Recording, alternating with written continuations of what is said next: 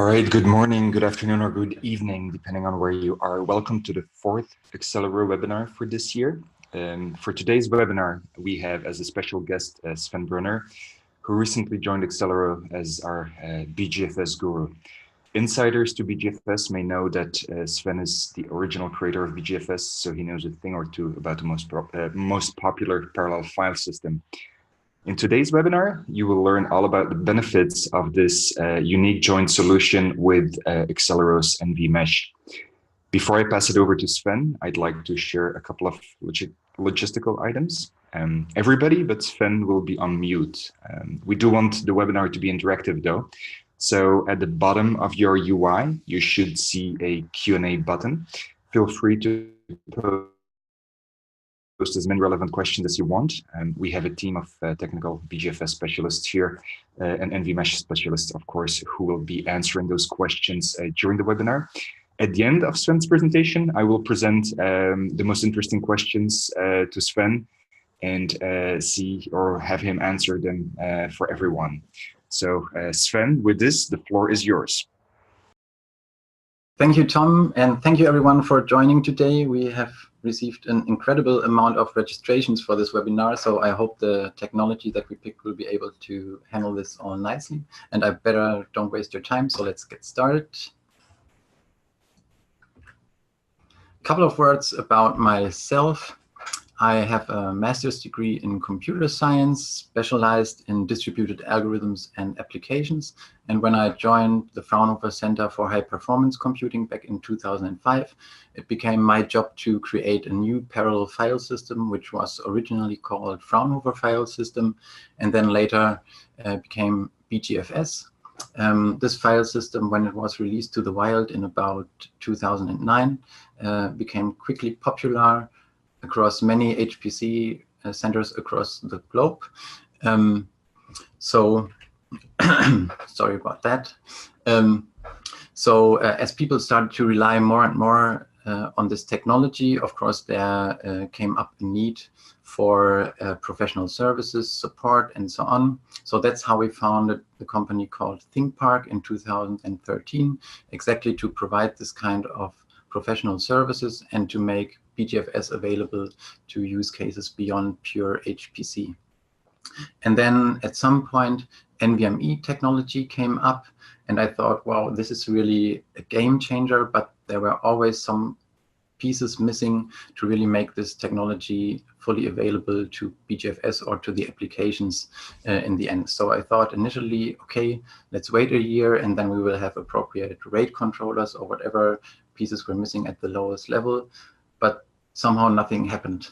And then I waited another year, and still the low-level technology was not really able to connect the pieces how they were needed for BeeGFS. So that became a bit frustrating. And luckily, then in 2018, finally, I found Excelero, who were exactly providing these missing pieces.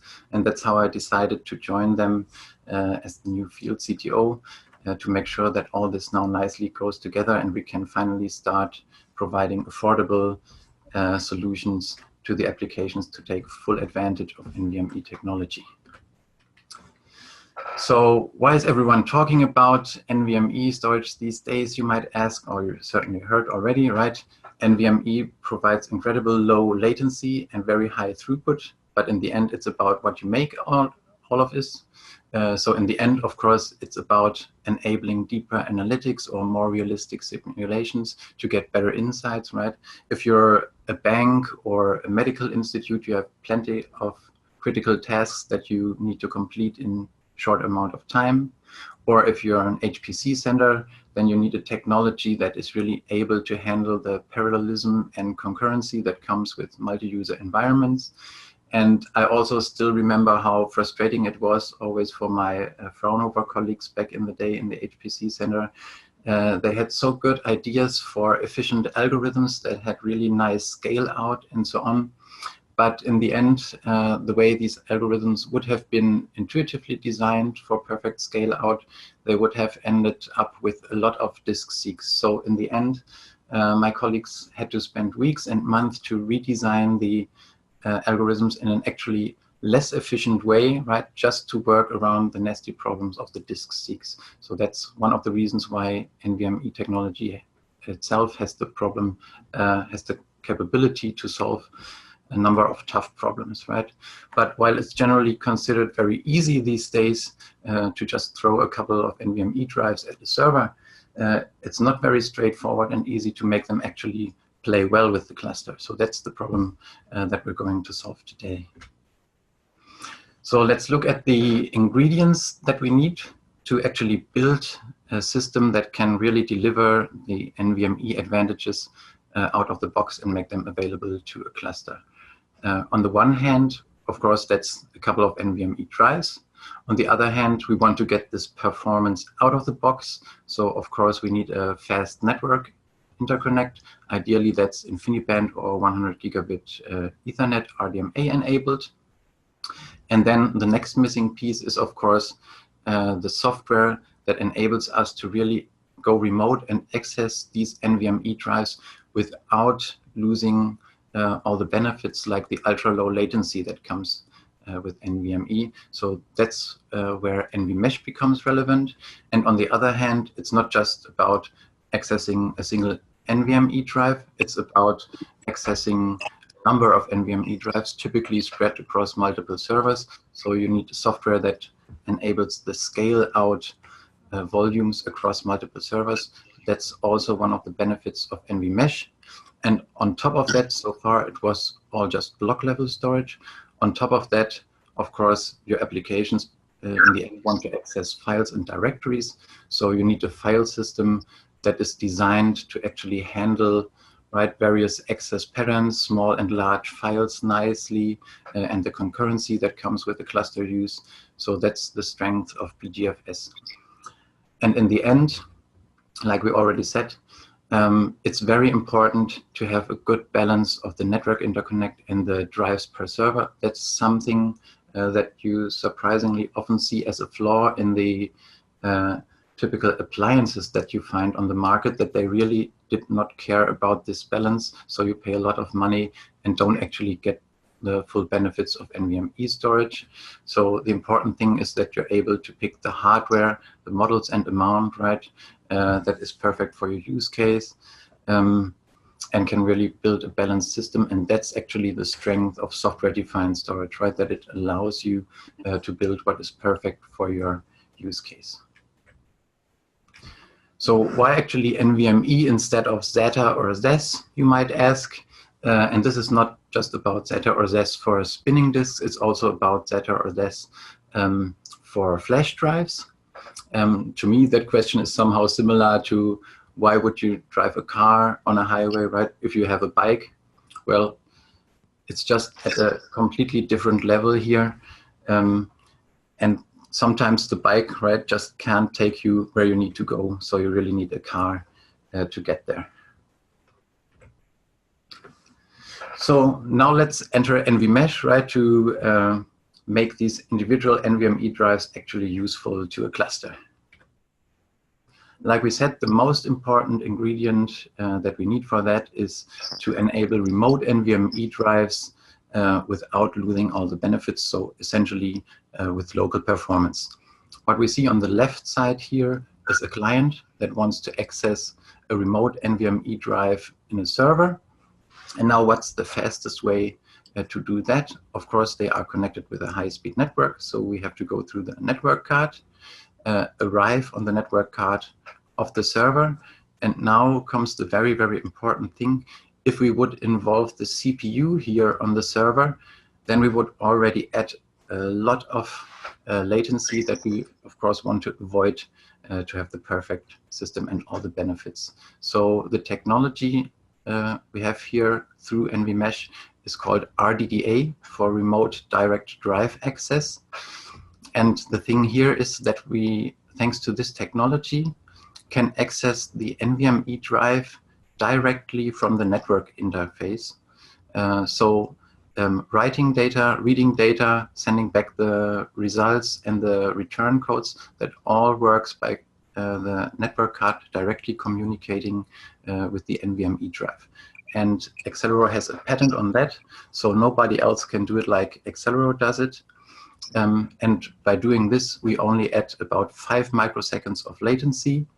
So when you look at the typical specs of an NVMe drive, you see read access latency of about 70 microseconds. So the 5 microseconds are really not significant here.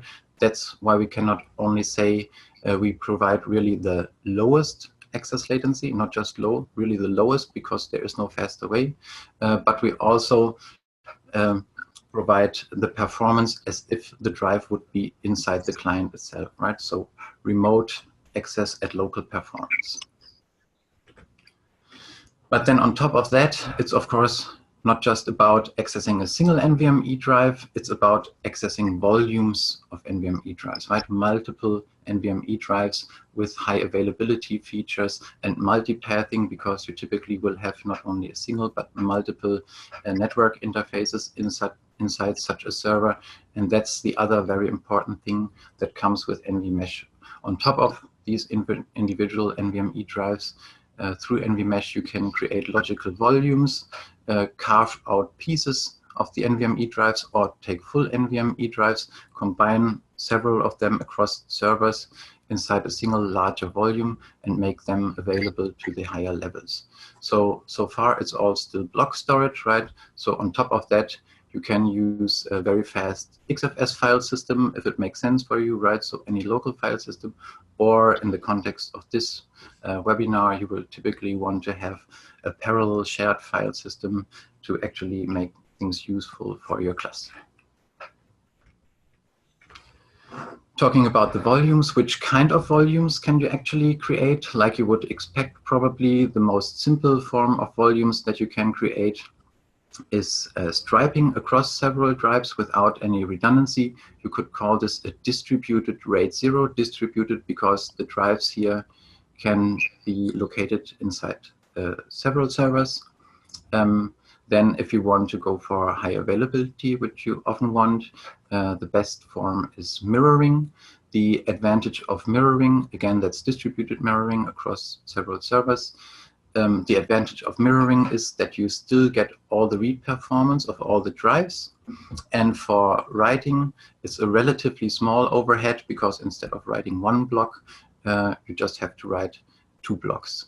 The issue here is, of course, that in the end you only have 50% of the capacity. That's why we're working on the new version NVMesh 2, which will introduce erasure coding across multiple drives. So erasure coding you can imagine as a distributed RAID 5 or RAID 6, meaning we add 1 or 2 parity blocks per drive, and again can go across multiple servers. And by going across multiple servers, you can not only tolerate a drive failure inside a server, you can actually, depending on how you configure it, tolerate complete server failures by only adding 1 or 2 parities drives and without any additional redundancy for that on top. And in the end, that of course gives you a much higher usable capacity compared to mirroring.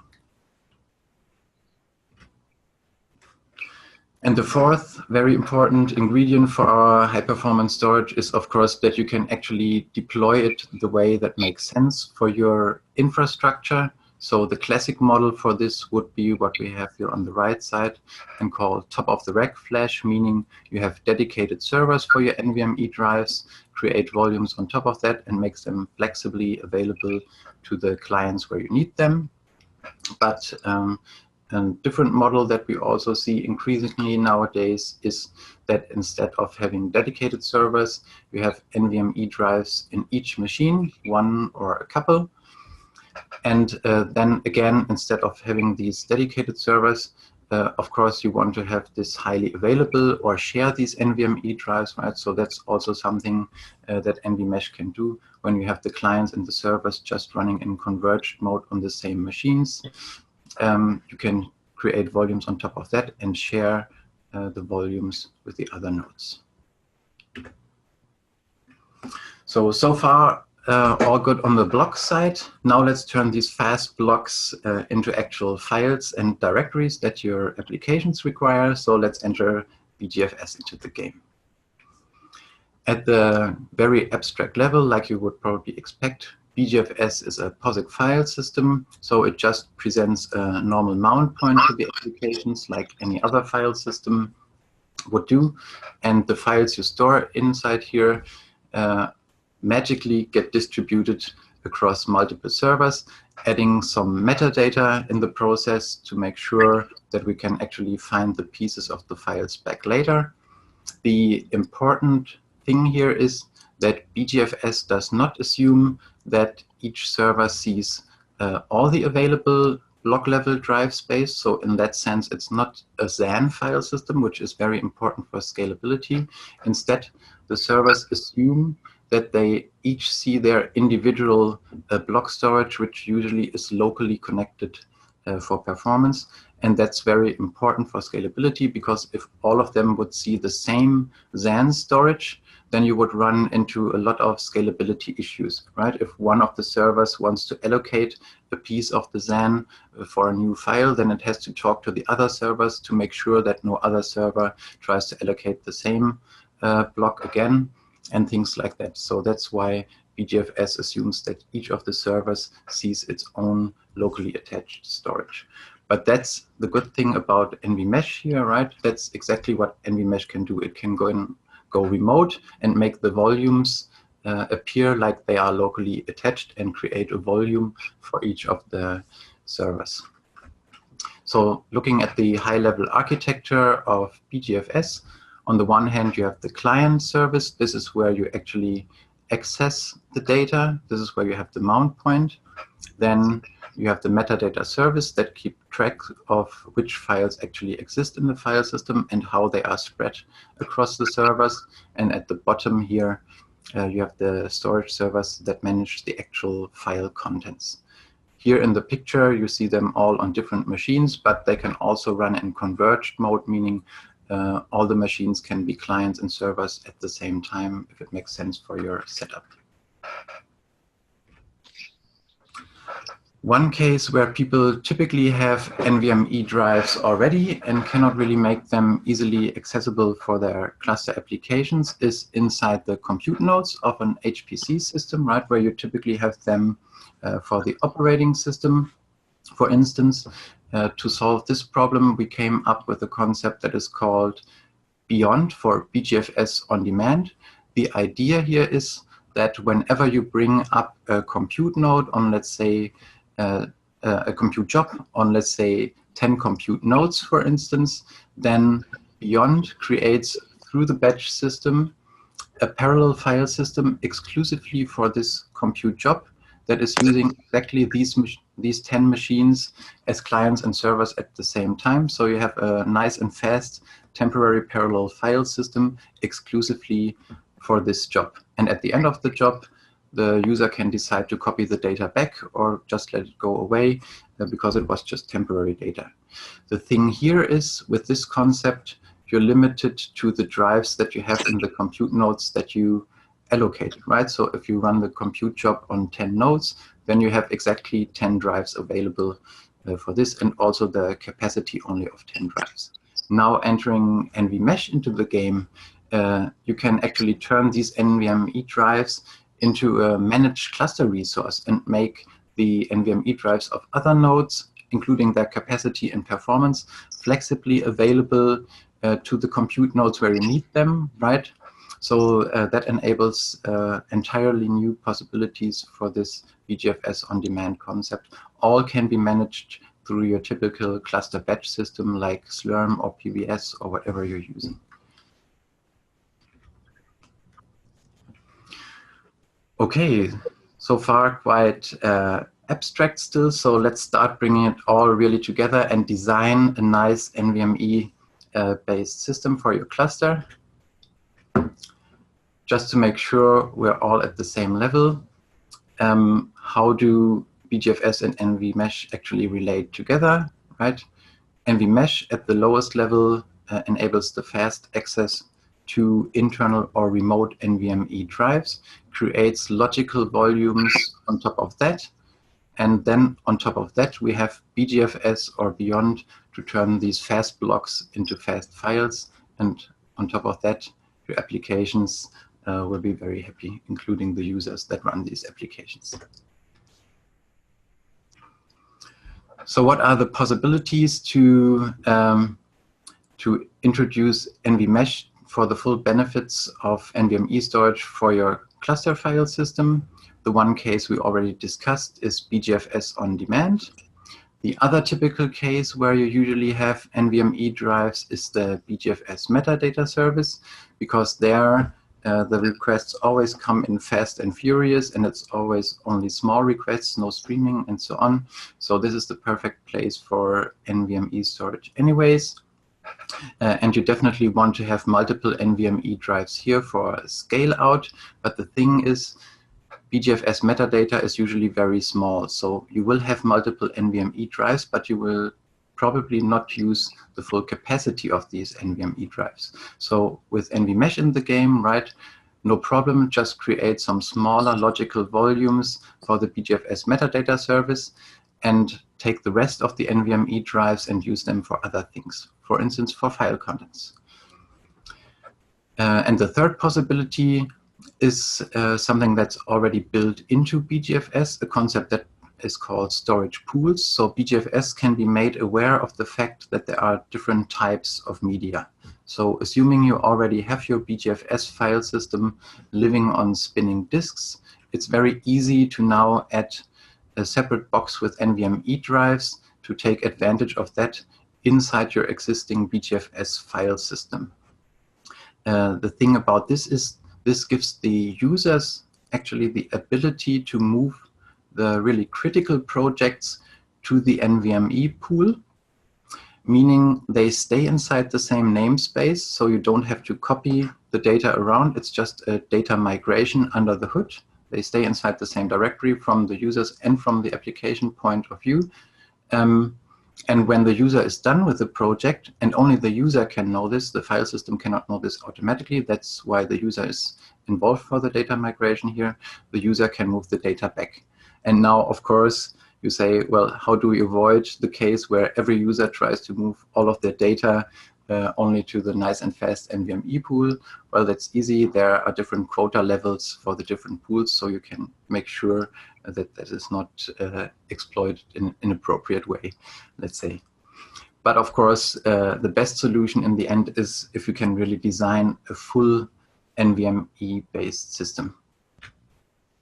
A typical driver for these full NVMe-based systems nowadays is machine learning, for instance, because that's exactly the case where you rarely have streaming I/O, and instead you have these many small or medium-sized files that you need for the training, and you go over them again and again, right? So when you buy these very expensive GPU-based systems, it seems like people often forget about what this actually means for their storage, right? So that's the case where we have helped several customers in the past to actually take full advantage of their GPU-based systems by making sure that they are not starving on I/O in the end through an NVMesh and BeeGFS-based solution for the storage. And like we already discussed, when you're designing such a solution, it's very important to take care of the perfect balance so that you're not losing all the advantages of NVMe drives. So let's take a look at what it actually means to design a balanced system. The PCI lanes of a server are very relevant here. So if we look at a typical Intel server, this also is true for the latest generation Cascade processors. They have 48 PCI lanes, or in the case of a dual socket system, twice as much, 96 PCI lanes. Your 100 gigabit NIC will require 16 of these PCI lanes, and it really needs the bandwidth that comes with them, so there's no way to work around it. A single NVMe drive then will use 4 of these PCI lanes, also needs the full bandwidth of them, so there's no way to work around this. And the goal will be, of course, to match these two numbers.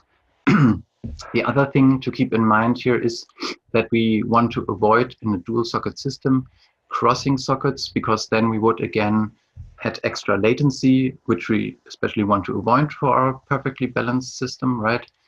So that means we're effectively limited to one network interconnect per socket, because if we had two, we would already consume 32 PCI lanes, and there's no way to match the 32 PCI lanes for a single socket with 32 PCI lanes for NVMe drives, so then we wouldn't have a balanced system anymore. So this comes down to, in the end, the perfect balance is 100 gigabit interconnect per socket, with the appropriate number of 4 NVMe drives per socket, or for dual socket system, that means in total 200 gigabit interconnects with 8 NVMe drives in total. So much for the theory. Now let's look at an actual system that we see here at the bottom right. Some vendors call this Big Twin. That's actually a bit misleading, because it's actually 4 servers inside this little 2 rack units box, together with 24 NVMe drives. So that means 6 NVMe drives per server, and enough room to have 8 100 gigabit links in total. So as you know now, the perfectly balanced system would have 8 NVMe drives per server. Here we only have 6, but since the network is faster than the NVMe drives, we can at least get the full performance of all these NVMe drives out of the box. So we have a very nice balance so far. And the very good thing about this is that it's not only dense, based on the fact that it has 4 internal servers, we can use this also as an always-on appliance, because having multiple servers gives us the ability to use it either for RAID 10 volumes that stripe multiple servers, or to use it with erasure coding, or call it distributed RAID 6 in a 6+2 configuration, meaning we take 2 drives out of each of the server to create a volume on top of that. And then we can, of course, tolerate up to 2 drive failures. That's what the +2 means. Or the failure of a complete server, because if we lose a complete server, you lose the +2, but we still have the 6 remaining pieces that we need. So the data is still there and available. That's why this is such a very nice balanced entry-level system, let's say. So now the good question is, of course, what can we do already with such a small entry-level system? How much performance can we actually get out of this box? So let's put the system to the test. As you can see here, how did we set up this test? We used this box to run all the NVMesh client and server components. So we have volumes, like we discussed previously, spanning across all of the servers. Inside the box is also running the BeeGFS server side, making the file level service available to a number of clients.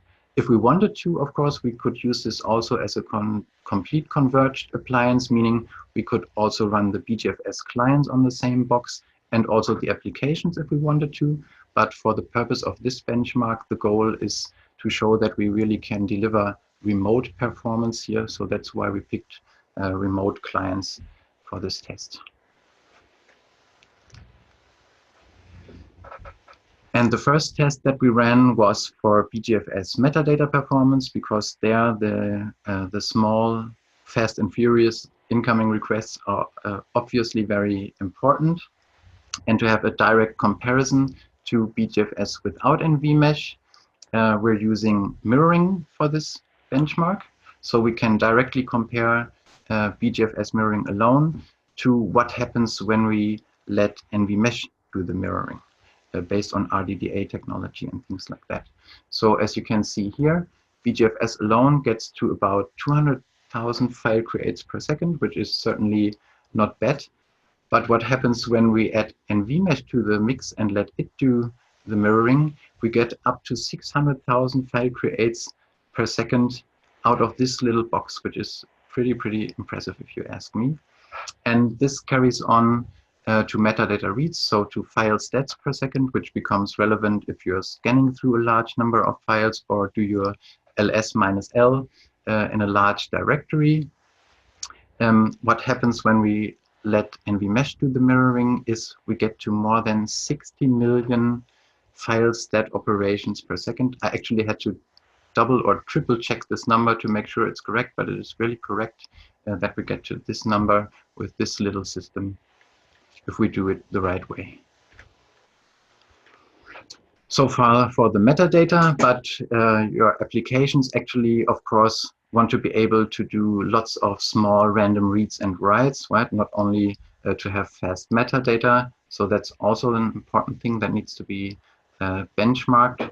And again, this carries on what we already saw for the metadata. If we combine BeeGFS with NVMesh, the performance just gets to an incredible 1.25 million random small reads or writes per second out of this little system. So that really enables entirely new algorithms and applications, if you ask me.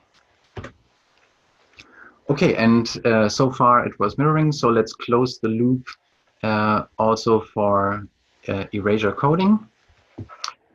If we measure large I/O performance, large I/O is not to be confused only with streaming performance of large files, right? That was back in the days with binning disks.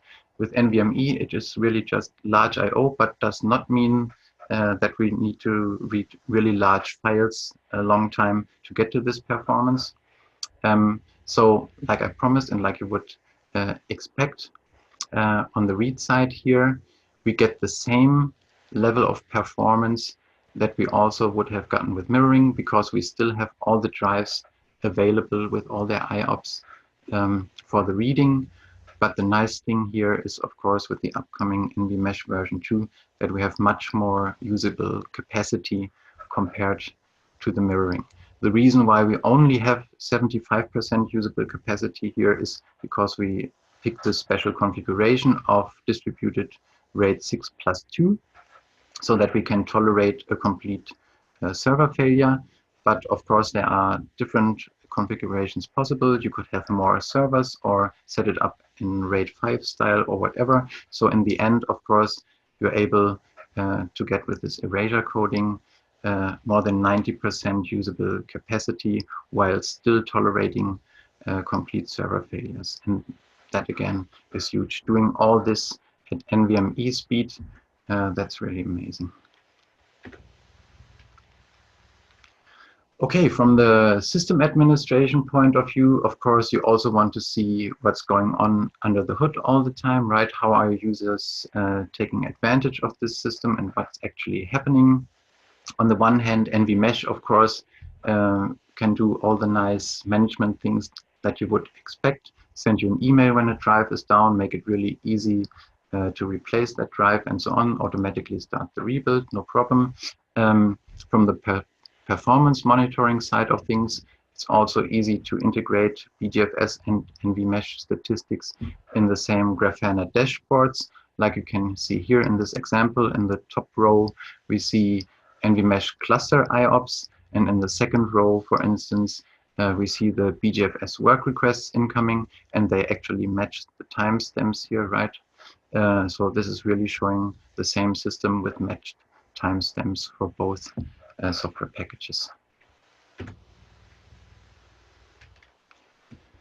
Okay, so to sum it all up, how do NVMesh and BeeGFS boost your NVMe storage? Like we discussed, they both together actually allow you to leverage the full advantages of NVMe with scale-out performance, adding an arbitrary number of servers like you need it, and also making it possible, of course, to add servers later when you have the need for it. So you can always add more hardware, more drives, more servers, more volumes, more service instances on the fly. That's no problem to grow when you need it.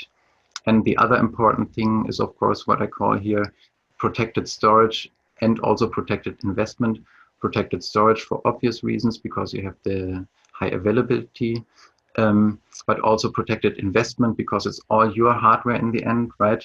That's the power of software defined. If you decide next year or whatever that you want to rip it completely apart and use it for something else or in a completely different way, or add drives from a different vendor, that's all no problem. Okay, and that was my last slide. Thank you for listening and happy to answer any questions that you might have.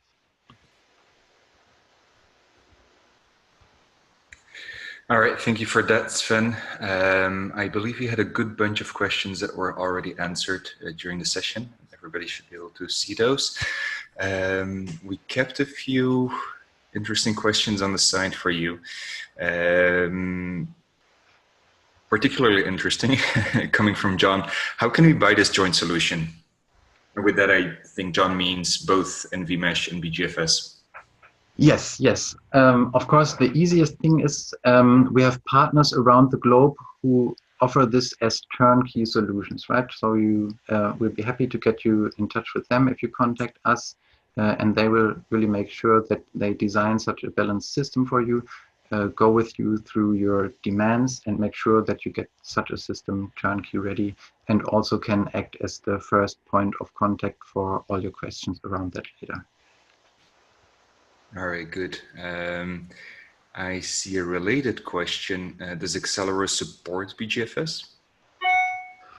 Excelero and ThinkPark work closely together to make sure that everything goes together nicely, right? So Excelero and ThinkPark, in this sense, support each other in making sure that everything works well together. Yes.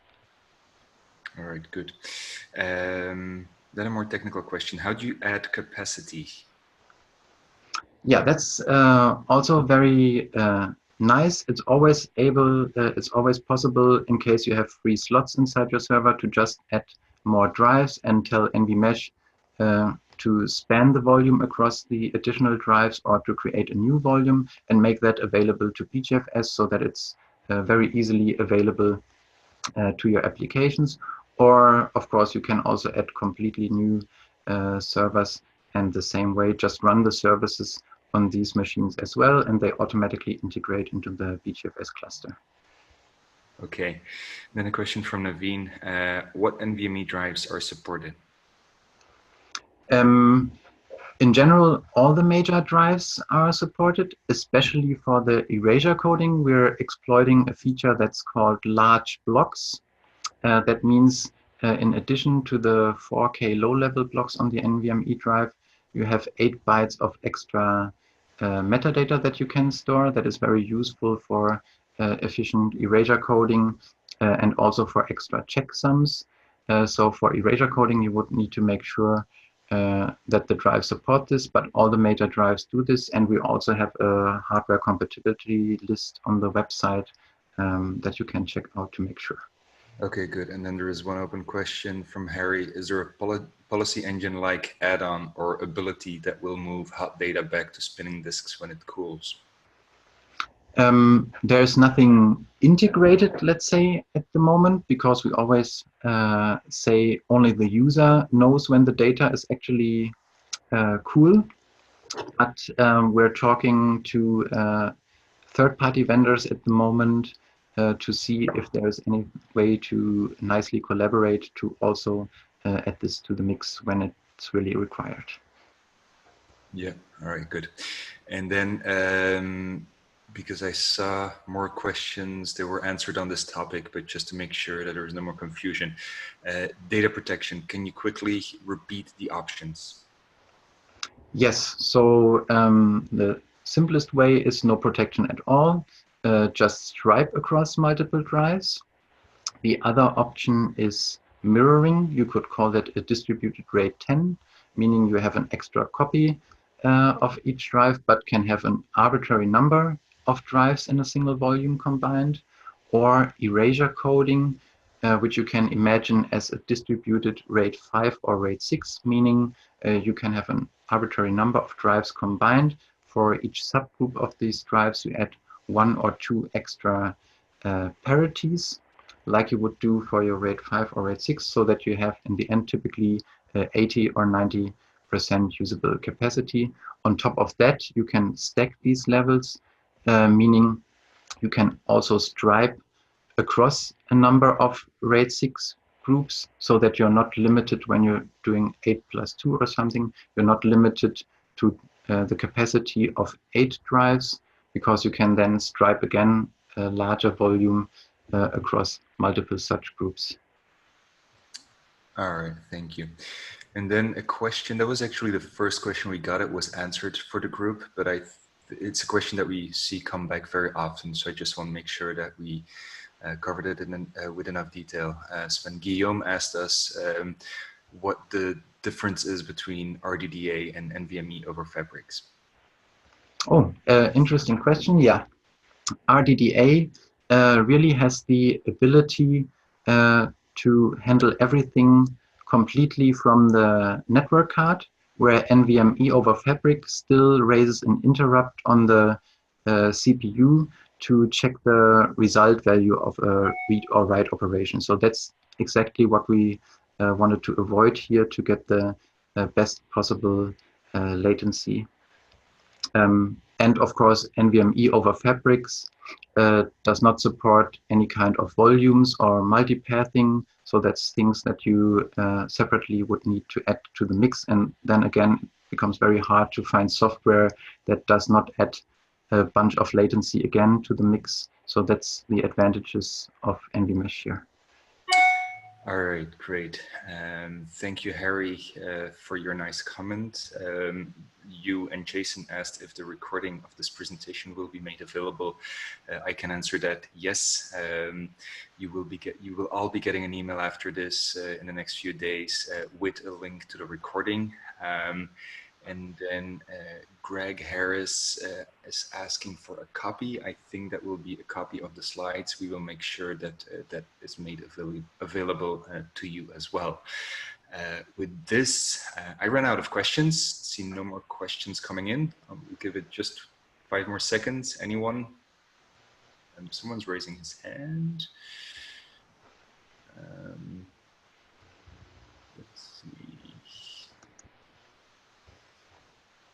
Guillaume is asking if we try this on an Epic platform. Yes, we did.